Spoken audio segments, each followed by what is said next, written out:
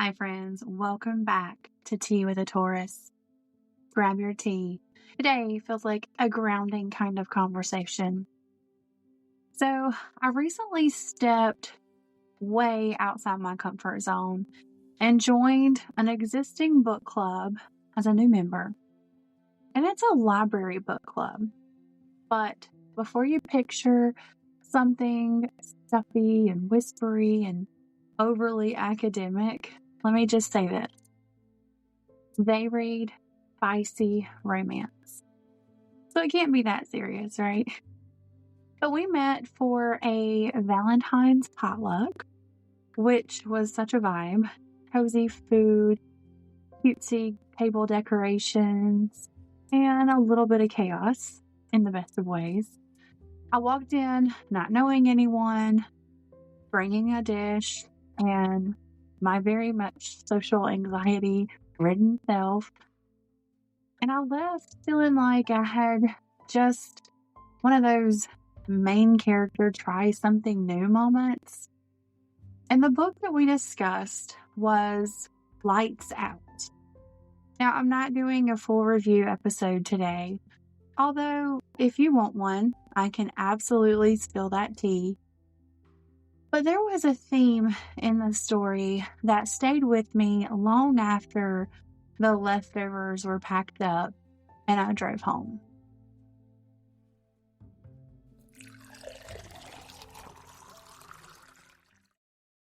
In the novel Lights Out by Nevessa Allen, Josh, our male main character, carries this deep fear that he will become like his father, a famous murderer. That darkness is something he feels might live inside of him too. And Allie, our female main character, in her own way also comes from a complicated family background, tied to crime and morally gray choices. But what stuck with me wasn't the crime aspect, it was the fear of becoming your parent, the fear that what runs in your blood will run your life, the fear that no matter what you do, you might end up repeating a cycle you never asked for. And sitting there at that Valentine's potluck, surrounded by conversation and like minded people, I realized that this is such a universal, very unromantic topic. It's not the kind of topic we would put on greeting cards, but it's real. And I think that's something many of us can relate to, even if our parents weren't criminals. Sometimes the fear is quieter. It sounds like, what if I turn out just like my mom? Or what if I can't escape this cycle? What if it's genetic? What if this is who I am? Now, for me, that fear has always been centered around alcohol. My father is an alcoholic. I have alcoholics on that side of the family. And because of that, I've always stayed away from alcohol almost completely. And not because I judge it or judge people who use it, not because I think it's inherently bad or they are, but because I am deeply afraid of becoming just like him. There's this voice in the back of my mind that says, what if it's hereditary? What if you start and you just can't stop? What if that switch flips? And even though I don't drink, I've noticed something else, those addictive tendencies. Not necessarily to substances, but to behaviors, to productivity, to routines, to scrolling, to overworking, to obsessing over ideas, to hyper-focusing and chasing dopamine. And sometimes I catch myself and wonder, is this me? Or is this inherited? Is this environment? Or is it wiring? And here's the truth that I've had to sit with. We can inherit tendencies, but we are not doomed to repeat patterns. There's a difference. Research does show that addiction can have a genetic component, but genetics are not destiny. They are predispositions, but not prophecies. And I think that's such an important distinction. In our book, Josh spends so much time afraid of what he might become that he almost forgets he has choices, that he has agency, that he can actively decide who he wants to be. And I think sometimes when we grow up in complicated households, whether that's addiction, emotional immaturity, anger issues, silent codependency, we can internalize this belief that we are on a predetermined path. Like it's already written. But here's what I've learned. Fear of becoming like your parent is often a sign that you won't. The very awareness, the reflection, the questioning, the internal avoidance, that is already different. I don't know if my father has questioned his drinking, but I question everything. And that's not judgment. That's just observation. And I think something powerful happens when we move from fear to awareness. Instead of saying, I'm scared I'll become this or that, we ask, what parts of this story do I get to rewrite? Because here's the nuance. We might not become our parents in the obvious ways, but sometimes patterns sneak in sideways. Maybe you don't drink, but you overwork. Maybe you don't yell, but you shut down. Maybe you don't repeat the addiction, but you repeat the coping mechanism. And that doesn't mean you failed. It means you're human. I've had to look at my own tendencies with a softer lens, not a panicked one. Instead of, oh gosh, I'm becoming just like him, it becomes, okay, I see that tendency.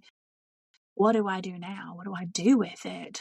Because self-awareness without compassion turns into self-criticism. And that right there is another cycle many of us inherit. There's also something else I want to say, especially if you grew up in a household where you had to be the responsible one. Sometimes the fear isn't just becoming like them, it's resenting them for what they pass down. And that's complicated too. It's okay to acknowledge that you were shaped by things that you didn't choose. But it's also empowering to realize that you're not powerless now. We can't change where we came from, but we can interrupt the pattern. And interruption doesn't have to be dramatic. It can look like going to therapy, setting boundaries, choosing not to drink, learning emotional regulation, pausing before reacting, naming your triggers, and building routines that support you.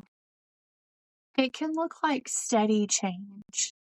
And if you've been here for a while, you know that steady is a word that means a lot to me. Breaking cycles doesn't usually happen in one bold decision. It happens in small, consistent, sometimes even boring choices, like choosing water instead of wine, or choosing rest over chaos, choosing reflection over reaction, choosing awareness over denial, choosing grace over shame. And sometimes those small choices, they're made quietly, like after a book club, after a Valentine's desserts, conversations that stir something deeper than we expected. You leave thinking that you just discussed a dark romance novel, but really, you were sitting with your own story. And here's another truth. You will probably share traits with your parent. Some will be beautiful, and some, they'll just be complicated. You are allowed to keep what serves you and release what doesn't. That's not betrayal, it's growth. I think one of the most freeing realizations is that we are not carbon copies. We are continuations with edits. And edits, those are powerful. If you are afraid of becoming like someone in your family, I would like for you to pause for a moment and ask yourself, what specifically are you afraid of? What behaviors? What patterns? What outcomes? And then ask, what small choices can you make today that moves you in a different direction? We're not looking for a life plan. We're not looking for a dramatic overhaul. Just something that can be done today. Because cycles don't break overnight. They can loosen and they can soften and they can get interrupted. And sometimes the fact that you're even having a conversation like this or listening to this is proof that you're already changing the story. If you struggle with addiction in your family, whether it's substances, anger, control, silence, or chaos, I just want to say you are not broken because of your bloodline. You are aware, and awareness is powerful. You are allowed to be cautious. You are allowed to be mindful. You are allowed to protect yourself. But you're not required to live in fear of your own shadow. You get to choose who you become. So maybe today, as you sip your tea, reflect on this. What patterns am I consciously choosing not to carry forward? And what beautiful traits am I choosing to amplify instead? Because you are allowed to evolve beyond what you were given.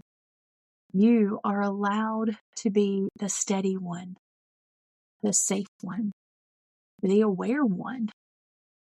And that alone already makes you different. Thank you for sitting with me. And thank you to my new book club for unintentionally inspiring this conversation. If you'd like me to dive deeper into the book itself, let me know. I'm always happy to spill a little more tea. Until next time, stay steady, stay reflective, and remember, you are the author of who you're becoming.